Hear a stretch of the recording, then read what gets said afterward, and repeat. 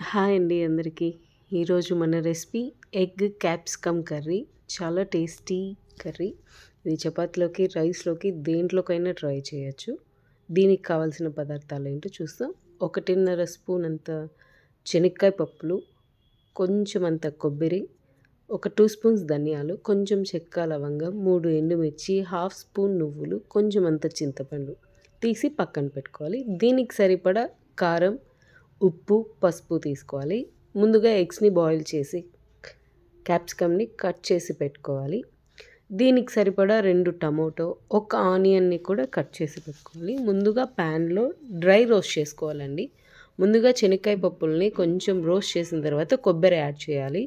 ముందుగానే కొబ్బరి యాడ్ చేస్తే శనక్కాయ పప్పులతో పాటి కొబ్బరి మాడిపోతుంది, శనక్కాయ పప్పులు ఏగవండి. తర్వాత స్పైసెస్‌ని కూడా యాడ్ చేసి అన్నీ కూడా డ్రై రోస్ట్ సిమ్‌లోనే చేసుకోవాలి. సిమ్‌లోనే ఎందుకు చేసుకోవాలి అంటే కర్రీకి పప్పులు మాడకుండా ఉంటేనే అవి టేస్ట్ వస్తుంది. అవి మాడాయంటే కర్రీ టేస్టే మారిపోతుందండి. వీటిని ఇలా రోస్ట్ చేసుకొని పక్కన పెట్టి చల్లార్చుకోవాలి. అలాగే వీటన్నిటిని పొడి చేసుకోవాలి ఫస్ట్. ఈ కర్రీకి ఆయిల్ కొంచెం ఎక్కువ పడుతుంది. ప్యాన్‌లో ఆయిల్ తీసుకొని ఆయిల్ బాగా హీట్ అయ్యాక మన ఆనియన్‌ని కట్ చేసి పెట్టుకున్నాం కదండీ! ఆనియన్‌ని కూడా వేసి ఒక 2 మినిట్స్ ఆనియన్ రోస్ట్ అయ్యాక దానికి క్యాప్సికమ్ కూడా యాడ్ చేసి సిమ్‌లోనే బాగా వేపాలండి. ఇలా సిమ్‌లోనే కర్రీని మొత్తం కూడా ట్రై చేయండి. ఎప్పటికీ కూడా టేస్ట్ బావుంటుంది.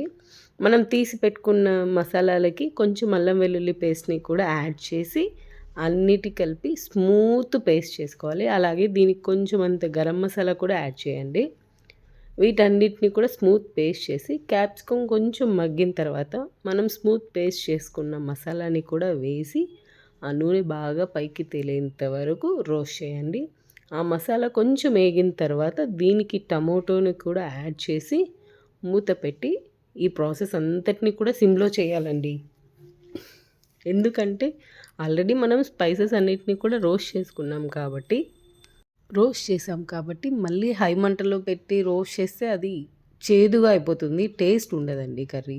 ఇట్లా టమోటాలన్నిటిని కూడా వేసి ఒక్కసారి అలా కదిపి మూత పెట్టి ఆ టమోటో స్మాష్ అయ్యేంత వరకు మసాలాని సిమ్‌లో వేపుకోవాలి. నేను చూపించిన విధంగా ఎగ్స్‌కి కట్స్ పెట్టుకోండి. అలా ఎగ్స్‌కి కట్స్ పెట్టడం వల్ల మసాలా అంతా లోపలికి బాగా వెళ్తుంది. అలా కట్ చేసి పెట్టుకున్న ఎగ్స్‌ని మసాలాకి యాడ్ చేసి ఒక 2 మినిట్స్ రోస్ట్ చేయండి. ఆ కట్స్ లోపలికి అంతా బాగా మసాలా వెళ్ళి ఎగ్‌కి ఉప్పు, కారం టేస్ట్ చాలా బాగొస్తుంది. అలా ఒక 2 మినిట్స్ వేపుకున్న తర్వాత మనం మిక్సీ జార్‌లో మసాలా నూరి పెట్టుకున్నాం కదండీ! దానికి కొంచెం వాటర్ యాడ్ చేసి ఆ మిక్సీ జార్ వాటర్‌ని యాడ్ చేసి ఆ టమోటో, ఎగ్ అంతా మునిగేంత వరకు వాటర్ వేసుకొని సిమ్‌లో పెట్టుకొని ఉడికించుకోవాలండి. ఆ ఎగ్ మునిగేంత వరకు వాటర్ వేసి హై ఫ్లేమ్‌లో ఒక 5 మినిట్స్ పెట్టి, సిమ్‌లో ఒక 10 మినిట్స్ పెట్టి ఆయిల్ బాగా పైకి తేలేంత వరకు ఇలా ఉడికించుకోవాలండి. ఇలా 15 మినిట్స్ ఆల్రెడీ అన్నీ బాయిల్ అయిపోయినటివే కాబట్టి 15 మినిట్స్ ఉడికించుకుంటే సరిపోతుంది. ఆ మసాలాలో ఉన్న పచ్చి వాసన పోయేంత వరకు ఉడికితే చాలండి. క్యాప్సికమ్, ఎగ్ అన్నీ సింపుల్‌గా బాయిల్ అయిపోయేటివే. బట్ టేస్టీగా ఉంటుంది ఈ కర్రీ. ట్రై చేయండి ఈ పద్ధతిలో. ఇది చపాతీలోకి కానీ, రైస్‌లోకి కానీ చాలా బావుంటుంది. ముఖ్యంగా వైట్ రైస్‌లోకి చాలా బావుంటుందండి. Please like, share, subscribe to my channel. Thank you for watching.